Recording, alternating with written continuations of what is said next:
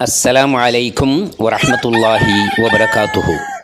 يوم السبت 15 من شهر صفر عام 1447 الهجري.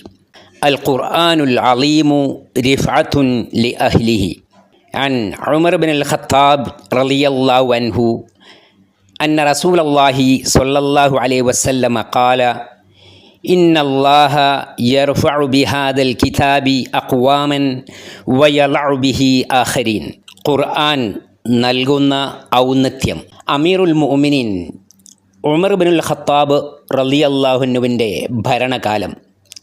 ഉത്തരവാദിത്തങ്ങൾ പലതും ഏൽപ്പിച്ചുകൊണ്ട് വിവിധ പ്രവിശ്യകളിൽ പല ഗവർണർമാരെയും അദ്ദേഹം നിയമിച്ചു. ഒരു ഹജ്ജ് യാത്രയിൽ മക്കയിലെ കാര്യങ്ങൾ ഏൽപ്പിച്ച നാഫിഅ ബിൻ അബ്ദുൽ ഹാരിസ് റളിയല്ലാഹു അൻഹുവിനെ ഉസ്ഫാനിൽ വെച്ച് ഖലീഫ കാണാൻ ഇടയായി. അദ്ദേഹം ചോദിച്ചു, എന്തൊക്കെയുണ്ട് മക്കയിലെ വിശേഷങ്ങൾ?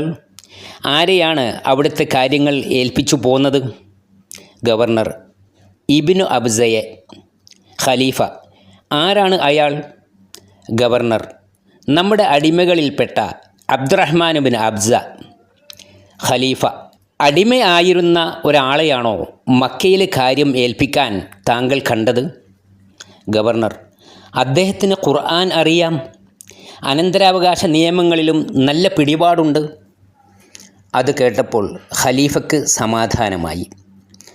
അദ്ദേഹം പറഞ്ഞു, അള്ളാഹുവിൻ്റെ തിരുദൂതർ സ്വല്ലല്ലാഹു അലൈഹി വസല്ലമ ഇങ്ങനെ അരുളുകയുണ്ടായി: ഇന്നല്ലാഹ യർഫഉ ബിഹാദൽ കിതാബി അഖ്വാമൻ വയളഉ ബിഹി ആഖരീൻ.